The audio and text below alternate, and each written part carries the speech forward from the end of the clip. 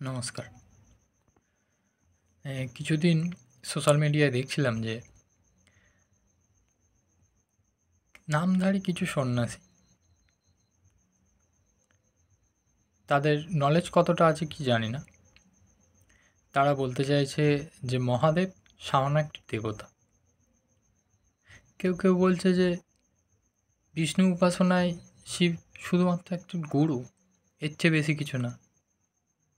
আমাদের যে হিন্দু ধর্মে বা সনাতন হিন্দু ধর্মে বৈদিকভাবে, পুরাণগতভাবে, যাই হোক, যে পরম ব্রহ্মর যে কনসেপ্টটা রয়েছে, যে পরম ব্রহ্মই হচ্ছে সর্বোচ্চ।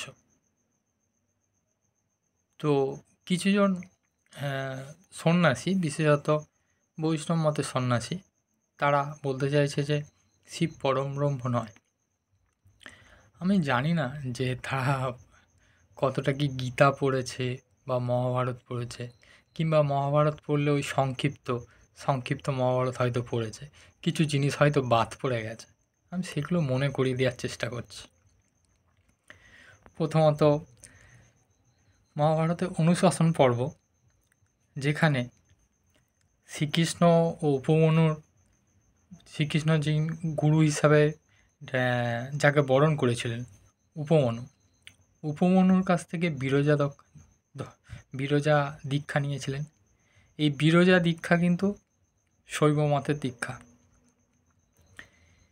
এই দীক্ষা নিয়ে শ্রীকৃষ্ণ যখন 6 মাস তপস্যা করলেন, শিবের তপস্যা করলেন, এরপরে শিব যখন আসছে, ঠিক আছে, শিব যখন আসছে তখন শিবের কাছে তিনি যে প্রার্থনা করছেন বা শিবকে বলছেন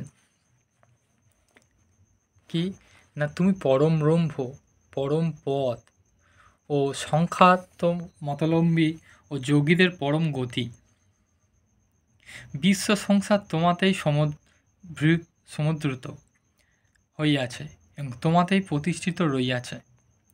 তুমি কাল, পুরুষ, ব্রহ্ম স্বরূপ। পুরাণজ্ঞ দেবগণ তোমাকে ব্রহ্মা, বিষ্ণু ও রুদ্ররূপী বলিয়া কীর্তন করিয়া থাকে।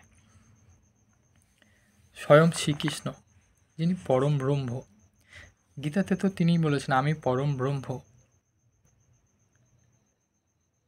তাহলে তিনি যখন বলছে মহাদেবকে যে তুমি পরম ব্রহ্ম, তাহলে কি শ্রীকৃষ্ণ মিথ্যা বলেছে? না মহাভারতে হঠাৎ করে উঠে এসেছে এসব জিনিস? মিথ্যা তো কিছুই না। ব্রহ্ম বিভিন্ন রূপে রয়েছে, সাকার ব্রহ্ম। এই এখন যে প্রতিষ্ঠান হিসাবে কি করে বিজনেস করছে, ঈশ্বরের নামে বিজনেস করছে, তার ফলে কি করছে, ঈশ্বরের এক ঈশ্বরের করতে গিয়ে সেই ঈশ্বরের অন্য রূপ বা ঈশ্বরের নানান রূপ নিয়ে এদের বিজনেস করাটা এদের কাজ হয়ে দাঁড়িয়েছে। নাহলে এদের নলেজ নেই, যে কোনো একটা হবে। নাহলে মহাভারত পড়েনি, গীতা পড়েনি। গীতার একটা উদ্ধৃতি বলি। গীতার 13 নম্বর অধ্যায় 22 নম্বর শ্লোকে রয়েছে, উপদেষ্টনু মত্তা চ ভর্তা ভোক্তা মহেশ্বর পরমাত্মত্তি চাপুত্ত দেহস্মিন পুরুষ পর। ঠিক আছে, তো এই যে ভোক্তা মহেশ্বর বলছে যে এই শরীরে আর একজন ভোক্তা আছে, যিনি মহেশ্বর, যিনি সব কিছু দেখেন এবং সাক্ষী, যিনি সাক্ষী, তিনি পরমাত্মা। তাহলে শ্রীকৃষ্ণর ভিতরেও যে যিনি রয়েছেন সেই পরমাত্মা মহেশ্বর।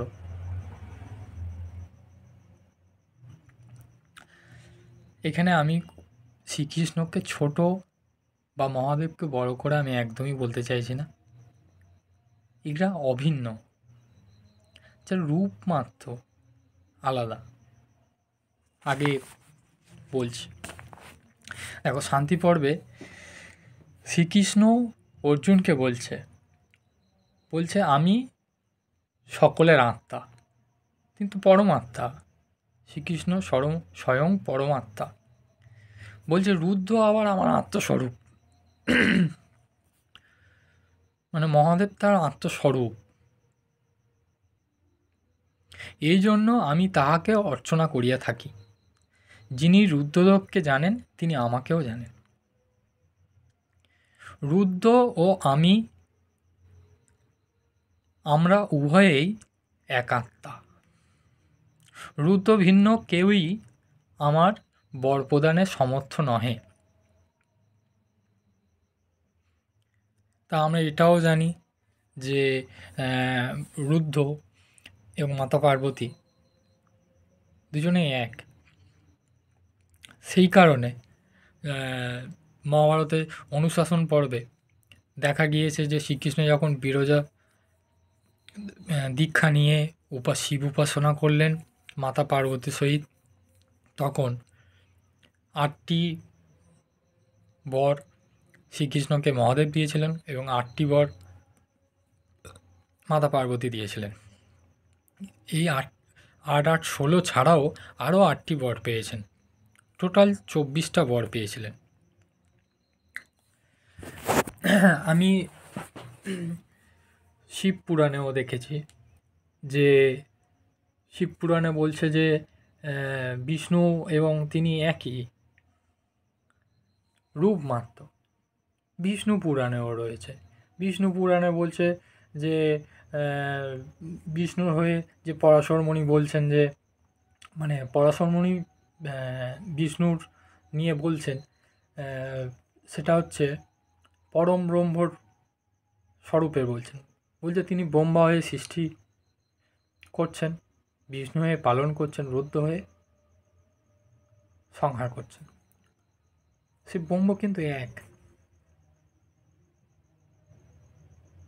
সেখানে কেশব নামও অনেকবার এসেছে বিষ্ণু পুরাণ।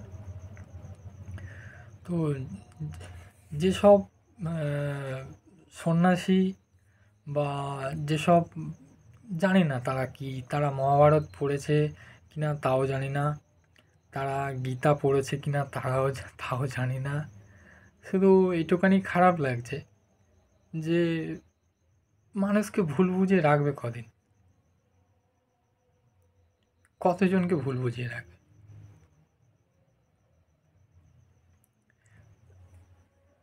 আদৌ আমার সন্দেহ বেড়ে যাচ্ছে, চারিদিকে যেসব ভণ্ড সন্ন্যাসীদের যা চাপ, অল্প হলেও তো পড়াশোনা তো করতে হয়, অন্তত যে জিনিসটা নিয়ে পড়ে আছে সেই জিনিসটা নিয়ে অল্প অন্তত পড়াশোনা তো করতে হয়। কমসে কম আমি যদি নিজেকে শৈব বলি, অন্তত শিব গীতা কি, অন্তত শিব পুরাণ পড়বো তো, কিছু না হোক বেদ পড়ব। আমি যদি বৈদিক মতের হয় আমি শুধু বেদ পড়ব, বেদ থেকেও জানতে পারবো অনেক কিছু। হঠাৎ করে আমি জানি না তারা সিদ্ধি পেয়েছে কিনা জানি না, তারা ঈশ্বরের দর্শন পেয়েছে কিনা তাও জানি না, তারা পরম জ্ঞান লাভ করেছে, ব্রহ্ম জ্ঞান লাভ করেছে কিনা জানি না, আত্মজ্ঞান লাভ করেছে কিনা জানি না, কিন্তু অনেক উল্টোপাল্টা কথাবার্তা তাদের দেখি। হ্যাঁ, কখনো শ্রীরামকৃষ্ণদেবের নিয়ে টানাটানি করেন, বিবেকানন্দের নিয়ে টানাটানি করেন, কখনো শিব ধরে টানাটানি, কী চাইছে আদৌ বুঝতে পারছি না। বিভাজন ছাড়া অন্য কিছু করতে চাইছে না। কিন্তু আমাদের সনাতন ধর্ম এই যে ব্রহ্ম এক এবং অভিন্ন, সাকার রূপে তার বিভিন্ন রূপ আছে। আরাধনা করতে গেলে সাকার রূপে পূজা করতে হয় একটিকে ধরে, ঠিক আছে, কিন্তু আমি আলাদা ভাববো কেন, ছোট করবো কেন?